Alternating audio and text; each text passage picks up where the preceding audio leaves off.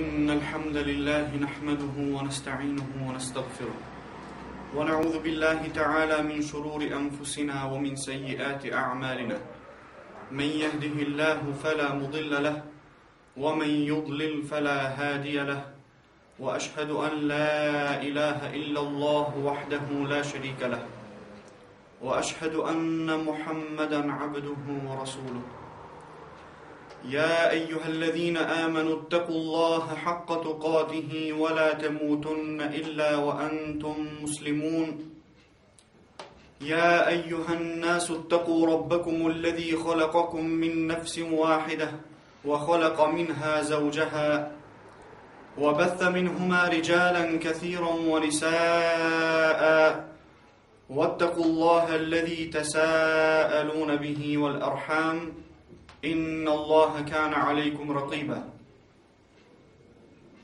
يا أيها الذين آمنوا اتقوا الله وقولوا قولا سديدا يصلح لكم أعمالكم ويغفر لكم ذنوبكم ومن يطع الله ورسوله فقد فاز فوزا عظيما أما بعد فإن أصدق الحديث كتاب الله وخير الهدي هدي محمد صلى الله عليه وسلم وشر الأمور محدثاتها وكل محدثة بدعة وكل بدعة ضلالة وكل ضلالة في النار وبعد Falënderimet dhe lavdrimet I takojnë vetëm Allahut fuqiplot. Ato e falenderojmë dhe vetëm prej Tij falje dhe ndihmë kërkojmë.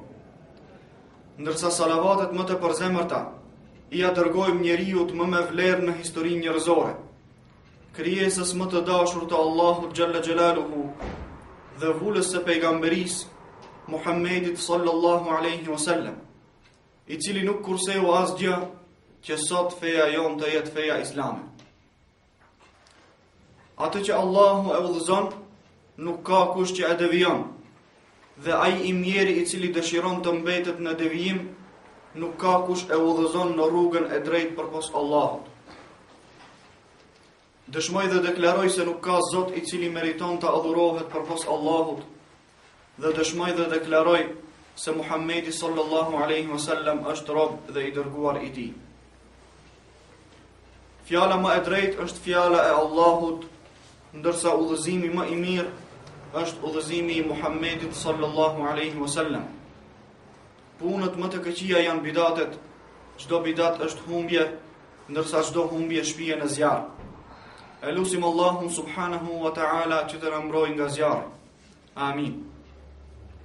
Xhamati nderuar, dhe ju dëgjues të nderuar të radios islame, të cilët na përcjellni nga të katër anët e botës nëpërmjet valeve të internetit, ju përshëndes me përshëndetjen më të bukur që ka ekzistuar ndonjëherë, përshëndetjen islame dhe përshëndetjen e banorëve të xhennetit.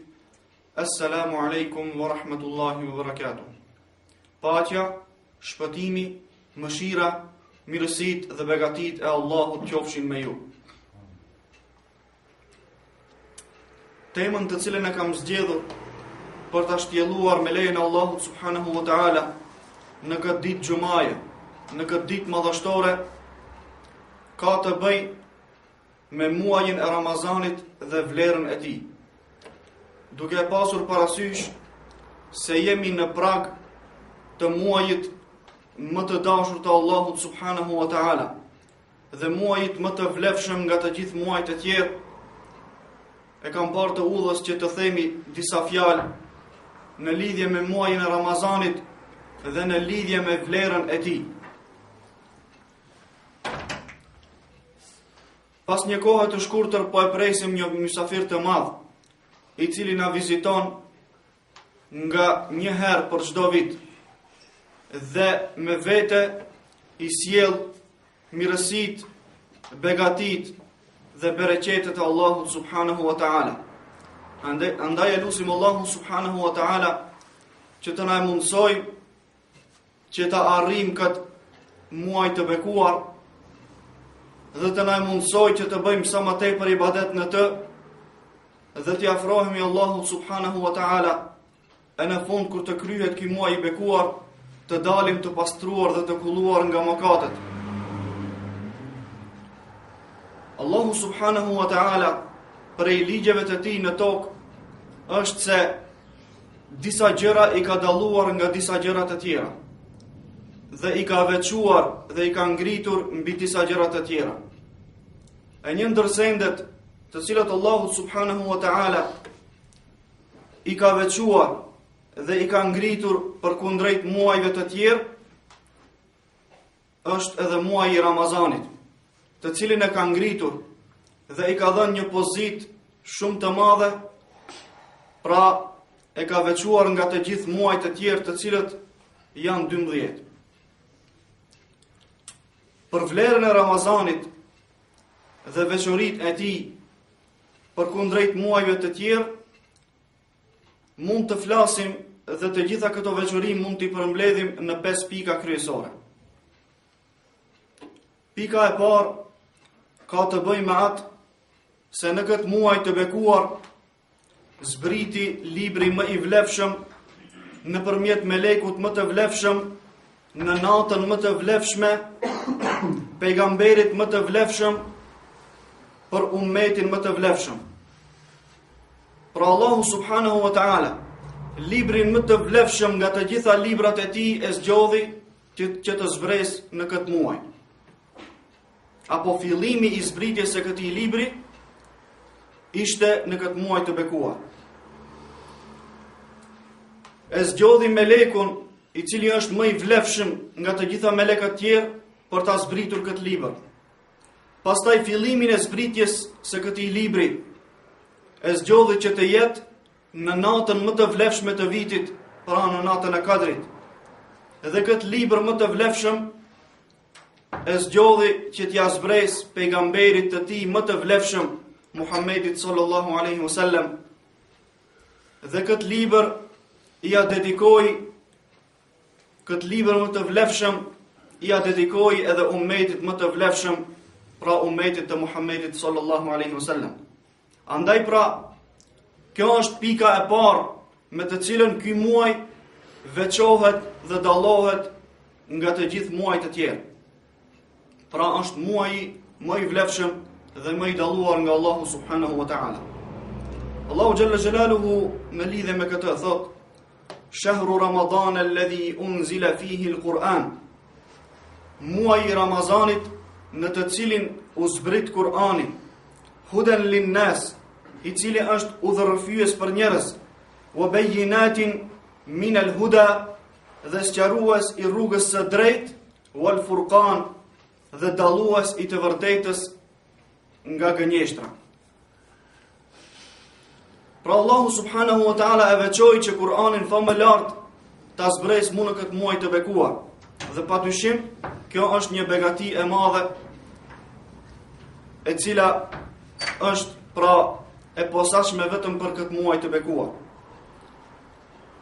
Po ashtu në lidhje me këtë, në një hadith të cilin e transmeton Imam Ahmedi rahimahullah, dhe hadithi është hasan, pejgamberi sallallahu alaihi wasallam thot: Unzilat suhufu Ibrahim awwala lejletin min shahri Ramadan. Fletushkat e Ibrahimit alaihi salam zbritën në natën e parë të Ramazanit. Wa unzilat at-Tauratu li 6 madat min Ramadan. Taurati zbriti në ditën e 6 të Ramazanit. Wa unzila al-Injilu li 13 madat min Ramadan.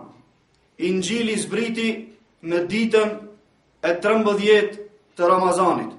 Wa unzila az-Zaburu li 18 khalat min Ramadan. Zaburi zbriti në ditën e 18 të Ramazanit. Wa unzila al-Qur'anu li 24 khalat min Ramadan. Dhe zbriti Kur'ani në ditën e 24 të Ramazanit. Pra, fillimi i zbritjeve të gjithë këtyre librave ka qenë në këtë muaj të bekuar. Pra të gjitha librat Allahu Jalla Jalaluhu që i ka zgjedhur, që u ka zbritur pejgamberëve më të vlefshëm dhe më të dalluar, pra kanë qenë pikërisht zbritja e tyre në këtë muaj të bekuar. Pra disa kanë qenë fletushkat, pra kanë qenë në ditën e parë të Ibrahimit alayhis salam. Taurati ka qenë fillimi pra i zbritjes së tij ka ndodhur në ditën e 6 të Ramazanit, Injili në ditën e 13 të Ramazanit, Zeburi në ditën e 18 të Ramazanit dhe Kurani në ditën e 24 të Ramazanit. Pra të gjitha këto libra, pejgamberi alayhi salatu wassalam ka thënë se këto kanë zbritur pra gjatë muajit të Ramazanit. Dhe kjo padyshim e tregon vlerën e këtij muaji në krahasim me muajt e tjerë. Nga se Allahu subhanahu wa ta'ala çdo gjë që e bën, pra e bën me urtësinë e tij dhe duke i dhënë përparësi pra asaj që është më e vlefshme. Andaj edhe të gjitha këto libra e zgjodhi pra që muaji Ramazan të jetë ai në të cilin do t'i zbresë këto libra. Veçoria apo vlera e dytë e këtij muaji të bekuar ka të bëjë me atë se në këtë muaj gjendet nata më e vlefshme e gjithë vitit. E ajo është nata e Kadrit. Vlera e të cilës është më shumë se sa 1000 muaj. Edhe këtë Allahu Gjalla Gjalaluhu e ka thënë qartë në surën Al-Qadr, në të cilën thot: Inna anzalnahu fi lejletil qadr. Ne e kemi zbritur atë, pra Kur'anin, natën e Kadrit. Wa ma adraka ma lejletul qadr. E ku e di ti se çka është nata e Kadrit? Pra, kush të thot, kush të tregon ty, nga e merr ti diturin se çka është nata e Kadrit, që do më thënë se ti nuk e din vlerën e saj. E pastaj Allahu subhanahu wa ta'ala në ajetin tjetër, pasi ja parashtron pyetjen pejgamberit alayhi salatu wasalam, i përgjigjet dhe i thot: Lejletul qadri khajrum min alfi shahr. Nata e Kadrit është më e vlefshme se sa 1000 muaj. Do më thënë, nëse i llogaritim 1000 muaj me vite, i bie të jenë 83 vjet e 4 muaj. Pra nata e Kadrit është më e vlefshme se sa 83 vjet e 4 muaj. Pra është qëllimi për sevapet dhe për shpërblimet të cilat njeriu mund t'i bëjë gjatë kësaj nate, se sevapin apo shpërblimin e këtyre ibadeteve e kanë sikur njeriu të kishte bërë ibadet për 83 vjet e 4 muaj, pra më shumë se 83 vjet e 4 muaj. Dhe kjo padyshim tregon vlerën e kësaj nate, dhe është nata e vetme në Islam e cila mund të llogaritet si natë e madhe, siç e quajnë populli. Andaj pra, të qendrit e natës së Kadrit, pjesë e muajit të Ramazanit, është në vetvete është një veçanti dhe një veçori me të cilën Allahu subhanahu wa ta'ala e dalloi këtë muaj nga të gjithë muajt e tjerë. Pastaj Allahu subhanahu wa ta'ala thot në surën Ad-Dukhan: Inna anzalnahu fi lejletin mubaraka. Ne e kemi zbritur atë, pra e kemi zbritur Kur'anin në një natë të begatshme, në një natë të bereqetshme, në një natë të bekuar. Pra është për qëllim nata e Kadrit. Që do më thënë se fillimi i zbritjes së Kur'anit famëlar ka qenë, pra fillimi ka qenë në muajin e Ramazanit, më saktësisht fillimi ka ndodhur në natën e Kadrit. Kur Allahu subhanahu wa ta'ala Kur'anin famëlar kompletisht e zbriti nga Lauhul Mahfuz në Bejtul Izza, në qiellin e tokës.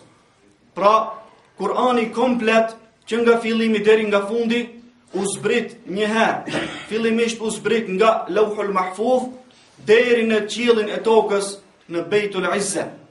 E pastaj për brenda 22 vjetëve e 5 muaj e disa ditë i u zbrit pejgamberit alayhi salatu wassalam pjesë gjatë jetës së tij, gjatë jetës pejgamberike të tij, pra i u zbrit pjesë varësisht nga nevoja dhe varësisht nga rrethanat dhe varësisht pra nga gjërat të cilat ndodhnin në kohën e pejgamberit sallallahu alaihi wasallam. Pra fillimi i kësaj zbritje ka ndodhur në natën e Kadrit. Pra është zbritur kompletisht Kur'ani nga Lauhul Mahfuz në Bejtul Izza, në qiellin e tokës, e pastaj Xhibrili alayhi salam i zbrit te pejgamberit alayhi salatu wasalam pjesë dhe kjo zbritje e Kur'anit zgjati 22 vjet e 5 muaj e disa ditë. Një nga veçoritë tjera të këtij muaji të bekuar është se në këtë muaj hapen dyert e xhenetit, mbyllen dyert e xhehenemit dhe shejtanët vihen në pranga dhe vihen në zinxhir, pra lidhen. Kjo është veçori, pra, sepse në të gjithë muajt e tjerë Allahu xhalla xhelaluhu i lën shejtanët të lidh. Dyert e xhenetit janë të mbyllura dhe dyert e xhehenemit po ashtu janë të hapura. Atëherë në këtë muaj Allahu subhanahu wa taala i hap dyert e xhenetit, i mbyll dyert e xhehenemit dhe i lidh shejtanët në pranga apo në zinxhir. Dhe padyshim kjo tregon për vlerën e këtij muaji, sepse ky është muaj i mirësisë, ky është muaj i shpëtimit, ky është muaj i Kur'anit, ky është muaj i agjerimit, ky është muaj i solidaritetit e kështu me radhë. Pra të gjitha mirësitë e mundshme, të cilat mund t'i paramendojë njeriu, janë të përmbledhura në këtë muaj, gjë që nuk është pra rast me muajt e tjerë. Në një hadith të cilin e transmeton Buhariu dhe Muslimi, Allahu i mëshiroft, nga Ebu Hurajra radiallahu anhu, pejgamberi sallallahu alaihi wasallam ka thënë: "Idha jaa Ramadan, futtihat abwabul jannah wa ghulliqat abwabun nar wa suffidat ash-shayatin." Kur vjen muaji i Ramazanit, hapen dyert e xhenetit, mbyllen dyert e xhehenemit dhe lidhen shejtanët në pranga dhe në zinxhir. Ndërsa në një hadith tjetër të cilin e transmeton Nesaiu, Allahu e mëshiroft, nga Ebu Hurajra radiallahu anhu dhe hadithi është sahih, pejgamberi sallallahu alaihi wasallam ka thënë: "Idha jaa Ramadan, futtihat abwabur rahma wa ghulliqat abwabu jahannam wa sulsilat ash-shayatin." Kur të vijë muaji i Ramazanit, hapen dyert e rahmetit, hapen dyert e mëshirës, mbyllen dyert e xhehenemit dhe shejtanët vihen në zinxhir, pra lidhen dhe nuk kanë mundësi pra që të jenë në mesin e njerëzve dhe t'i urdhërojnë ata për vepra të këqija. Në një hadith tjetër, të cilin e transmeton Tirmidhiu, Ibn Majah dhe Ibn Khuzaime, Allahu i mëshiroft, dhe hadithi është hasan, pejgamberi sallallahu alaihi wasallam në lidhje me vlerën e këtij muaji të bekuar ka thënë: "Idha kana awwalu laylatin min Ramadan", kur të vi nata e parë e Ramazanit, suffidat ash-shayatin, shejtanët vihen në pranga, lidhen në pranga, wa maradatul jinn, edhe xhinnët të cilët janë të rebeluar. Shejtanët pra dhe xhinnët të cilët janë të rebeluar vihen në pranga, wa ghulliqat abwabun nar, mbyllen dyert e zjarrit apo dyert e xhehenemit, falam yuftah minha bab, dhe nuk hapet asnjë derë e saj derisa të përfundojë Ramazani. Wa futtihat abwabul janna falam yughlaq minha bab, dhe hapen dyert e xhenetit dhe derisa të përfundojë Ramazani nuk mbyllen. Wa yunadi munadin, dhe një thirrës bën thirrje. Një thirrës pra është fjala për një melek: "Ya baghi al-khairi aqbil wa ya baghi ash-sharri aqsir." O ti kërkues i mirësisë, afrohu, eja, dhe o ti kërkues i së keqes, nguro dhe mos vepro.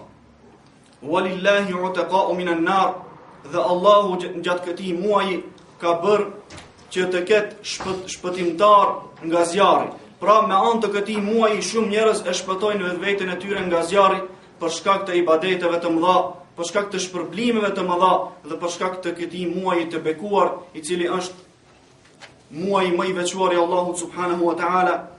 Walillahi utaqa'u minan nar wa dhalika kull layla. Pra kjo ndodh për çdo natë. Për çdo natë të Ramazanit një grup njerëzish e shpëtojnë për shkak të madhështisë së këtij muaji dhe për shkak të shpërblimeve të mëdha të këtij muaji e shpëtojnë pra vetveten e tyre nga zjarri, e shpëtojnë vetveten e tyre nga xhehenemi. Pra Allahu subhanahu wa ta'ala i fut në regjistrin e të atyre të shpëtuarve nga xhehenemi dhe inshallah prej atyre që të hyjnë në xhennet. Dhe padyshim se kjo tregon për vlerën dhe madhështinë e këtij muaji të bekuar. Pika e katërt me të cilën ky muaj veçohet, dallohet dhe ngrihet mbi të gjithë muajt e tjerë është se në këtë muaj ka shumë ibadete, e disa prej këtyre ibadeteve nuk gjenden te muajt e tjerë, pra janë të posaçme për këtë muaj. Ose edhe nëse gjenden janë në intensitet më të vogël dhe shpërblimi për ato vepra është më i vogël se sa shpërblimi i cili është gjatë muajit të Ramazanit, i cili është më i madh te Allahu subhanahu wa taala.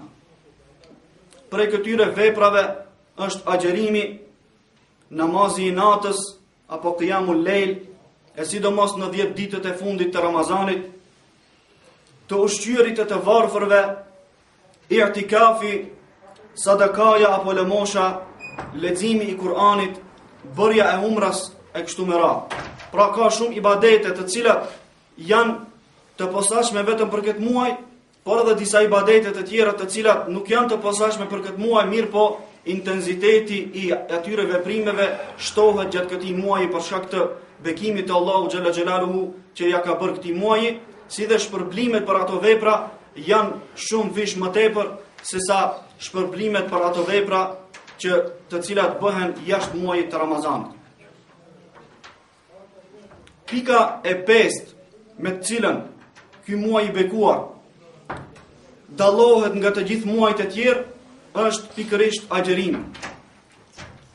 Edhe pse agjerimi mund të bëhet edhe jashtë muajit të Ramazanit, mirë po agjerimi i cili bëhet jashtë muajit të Ramazanit është nafile apo është vullnetar, nuk është i obligueshëm. Andaj pra Ramazani dallon nga muajt e tjerë për arsye se agjerohet një muaj pa ndërprerë dhe ky agjerim është farz. Ky agjerim është obligim dhe lënia e këtij obligimi pra është prej mëkateve të mëdha. Andaj pra veçohet me obligueshmërinë e agjerimit, gjë që nuk është në muajt të tjerë. Ndërsa agjerimi është ibadeti i vetëm për të cilin Allahu xhalla xhelaluhu nuk ka caktuar kufi për shpërblimin e tij. Ky është obligimi apo farzi i vetëm, ibadeti i vetëm ndaj Allahu xhalla xhelaluhu për të cilin Allahu nuk ka caktuar se do të ketë shpërblime kaq dhe kaq.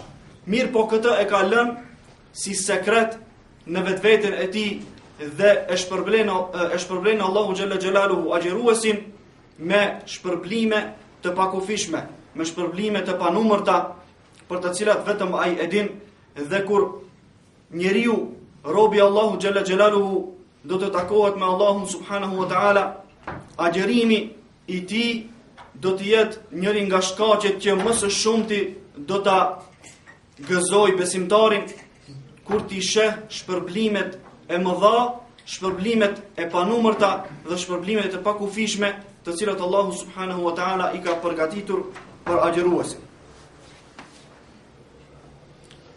Shpërblimi për agjerimin është i pakufishëm për një arsye. Dietarët thonë se esenca e agjerimit është durimi apo sabri. Dhe agjerimi nuk ka mundësi pra që të arrihet pa sabër. Edhe pse edhe çdo ibadet tjetër kërkon që të ketë sabër apo durim, mirë po durimi në agjerim pra është në kulminacion. Durimi është esenca e agjerimit e Allahu subhanahu wa taala. Në lidhje me durimtarët në një ajet kuranor thot: "Innama yuwaffa as-sabiruna ajrahum bighayri hisab." Atyre të cilët bën durim do t'ju jepet shpërblimi pa mas. Do t'ju jepet shpërblimi pa llogari. Pra këtu nuk ka shifra të cilat mund ta kapin këtë shpërblim. Nuk ka shifra të cilat mund ta përmbledhin këtë shpërblim nga ana Allahu subhanahu wa taala. Pra ata të cilët bën durim, Allahu xhalla xhelaluhu thot, do t'ju jepet shpërblimi i tyre pa mas. Do t'ju jepet shpërblimi i tyre i pakufishëm. E duke marrë parasysh se agjerimi në esencë është durim, në esencë është sabër, andaj edhe shpërblimi i këtij ibadeti është i pakufishëm, të cilin shpërblim e di vetëm Allahu subhanahu wa taala se si e shpërblen robin e tij agjerues. Në një hadith tjetër të cilin e transmeton Imam Buhariu dhe disa të tjerë, Allahu i mëshiroft, nga Ebu Hurajra radhiyallahu anhu, pejgamberi sallallahu alaihi wasallam ka thënë se Allahu subhanahu wa taala ka thënë, pra është hadith qudsi, janë pra fjalët e Allahut subhanahu wa ta'ala: kullu amal ibn Adam lahu illa as-siyam. Çdo vepër e birit të Ademit është për veten e tij. Çdo vepër i përket atij përveç agjerimit. Fa innahu li wa ana ajzi bihi. Sepse agjerimi është për mua. Allahu subhanahu wa ta'ala thot agjerimi është për mua dhe unë e di se si e shpërblej atë vepër. Pra të gjitha ibadetet ne që i bëjmë, pa dyshim se janë për Allahun xhalla xhelaluhu. Mirë po, agjerimi është diçka që është më e potencuar pra ky ibadet ndaj Allahut subhanahu wa ta'ala, sepse njeriu i lën të gjitha gjërat të cilat i ka të lejuara gjatë jetës së përditshme vetëm për Allahun subhanahu wa ta'ala dhe në mënyrë të fshehtë pra e adhuron Allahun xhalla xhelaluhu dhe syfatësia nuk ka vend pra gjatë agjerimit. Andaj këto janë disa prej gjërave për të cilat Allahu subhanahu wa ta'ala e ka veçuar këtë agjerim, e ka veçuar pra agjerimin si ibadet dhe ka thënë se ai është për mua dhe unë e di se si e shpërblej. Was-siyamu junna. Agjerimi është mburojë. Agjerimi është mburojë dhe mbrojtje nga mëkatet dhe nga të këqijat. Wa idha kana yawmu sawmi ahadikum fala yarfuth wala yaskhab. Kur dikush prej jush të agjeroj, të mos flet fjalë të pahishme dhe të mos e ngris zërin. Pra të jetë i qetë dhe atë që e flet të jetë diçka e mirë, diçka që është në përputhje me parimet islame dhe të flet fjalë të cilat e kënaqin Allahun xhalla xhelaluhu dhe janë sipas porosive të pejgamberit sallallahu alaihi wasallam. Pra ai i cili agjeron, Allahu xhalla xhelaluhu vazhdon hadithin dhe thot: të mos flas fjalë të pahishme dhe të mos e ngris zërin, të mos bërtas, por le të jetë i qetë. Fa in sabbahu ahadun aw qatalahu, e nëse dikush e ofendon, e fyje, apo dëshiron të zihet me të dhe të rrihet, falyaqul inni imru'un sa'im. Agjeruesi le të thot, unë jam njeri që agjeroj. Pra le t'ja përkujtoj vetvetes së tij se unë jam duke agjeruar dhe nuk më lejohet që unë t'i bashkangjitem këtij njeriu i cili po më fyen ose po dëshiron të zihet me mua, po më ofendon e kështu me radhë. Pra duhet që t'ja përkujtoj vetvetes së tij që është agjerues dhe se gjatë agjerimit pra duhet të ketë shumë kujdes për sjelljet e tij. Andaj le të thot inni imru'un sa'im, unë jam njeri që agjeroj. Walladhi nafsu Muhammedin biyadihi, pasha atë në duart e të cilit është shpirti i Muhammedit, le khalufu fami s-saimi atyabu 'inda Allahi min rihil misk. Era e gojës së agjeruesit me siguri është më e dashur te Allahu se sa era e miskut, pra era e parfumit.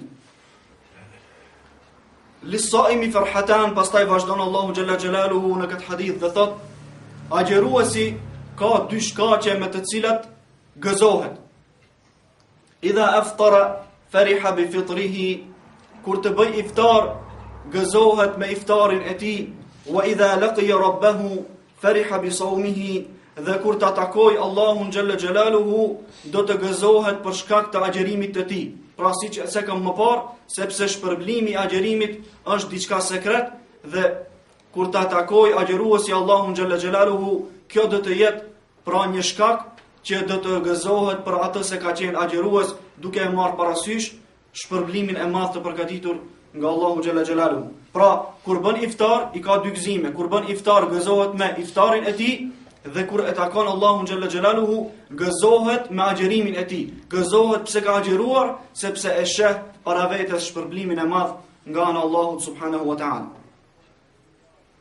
Kur jemi te pjesa e hadithit, kur dikush prej jush le të agjeroj, të mos flas fjalë të pahishme dhe të mos e ngris zërin, dhe nëse dikush dëshiron pra ta ofendoj apo dëshiron të rrihet dhe të zihet me të, le të thot inni imru'un sa'im. Unë jam njeri që agjeroj. Kur jemi te kjo pjesë, disa prej selefëve prej gjeneratëve të para kanë thënë ahwanu siyami tarku at-ta'ami wash-sharab. Agjerimi më i lehtë është lënia e ushqimit dhe pijes. Pra ky është agjerimi më i lehtë, të cilën mund ta bëjë çdo kush.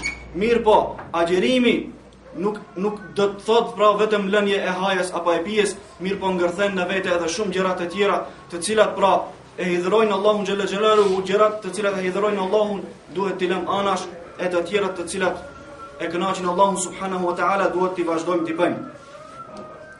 Jabir ibn Abdullah radiyallahu anhu, shoku i pejgamberit sallallahu alaihi wasallam, ka thënë: "Idha sumta falyasum sam'uka wa basaruka wa lisanuka 'anil kadhibi wal maharim." Kur të agjerosh, le të agjeroj edhe syri it, të agjeroj syri it, të agjeroj dëgjimi jot dhe të agjeroj gjuha jote nga gënjeshtra dhe nga të ndaluara. Pra të ndalosh edhe gjuhën, të ndalosh gjuhën nga gënjeshtra dhe nga të ndaluarat, të ndalosh syrin tën nga shikimi në haram dhe të ndalosh veshin tën nga dëgjimi i haramit. Wada' edhe al-jar, dhe gjatë agjerimit leje anash pra pengimin e fqiut, pra mos i pengo fqiut, leje të qetë. Wal yakun alayka sakinatun wa waqar yawm samik, ditën kur ti agjeron le ta shoqërosh këtë ditë, shoqëroje këtë ditë pra me qetësi dhe rehati. Wala taj'al yawma sawmika wa yawma fitrika sawa, dhe ditën kur agjeron mos e bën të njëjtë me ditën kur nuk agjeron. Pra mos jenë këto të njëjta, por dita e agjerimit të dalloj shumë nga dita e jo agjerimit. Andaj edhe pejgamberi alayhi salatu wassalam thot: "Men lam yada' qawla az-zuri wal 'amali bihi falaysa lillahi hajatan an yada'a ta'amahu wa sharabahu." Ai i cili nuk e lën fjalën e kot, nuk e lën fjalën e keqe dhe veprimin me të, Allahu xhalla xhelaluhu nuk ka nevojë që ai ta lëj ushqimin dhe pijen e tij. Pra ai i cili nuk i lën fjalët e dyta, ai i cili nuk i lën sharjet, nuk i lën ofendimet gjatë Ramazanit, më mirë është që të hajë edhe të pi dhe të mos e mundoj veten, sepse agjerimi i tij, pejgamberi alayhis salatu wassalam thot, nuk është i pranuar. Andaj selefët, gjeneratat e para të Islamit kur agjeronin, qëndronin ditën e agjerimit e kalonin në xhami dhe thonin: "Nahfadhu sawmana wala naghtabu ahada", ne po e ruajmë, po e mbrojmë agjerimin ton dhe nuk po e përgojojmë askën. Pra, sepse përgojimi është një prej shkaqeve të cilat sipas disa dietarëve e prish agjerimin e sipas disa të tjerëve i ul vlerën agjerimit. Andaj pra duhet të kemi kujdes gjatë agjerimit ton, pra të mos bëjmë vepra të cilat janë në kundërshtim me parimet islame, të cilat e hidhrojnë Allahun xhalla xhelaluhu dhe nuk janë vepra të cilat e kënaqin Allahun subhanahu wa taala. Pra të kemi këto parasysh që të dalim nga muaji i agjerimit, pra të pastruar nga mëkatet dhe me agjerim të pranuar. أقول قولي هذا وأستغفر الله العلي العظيم لي ولكم وآخر دعوانا أن الحمد لله رب العالمين.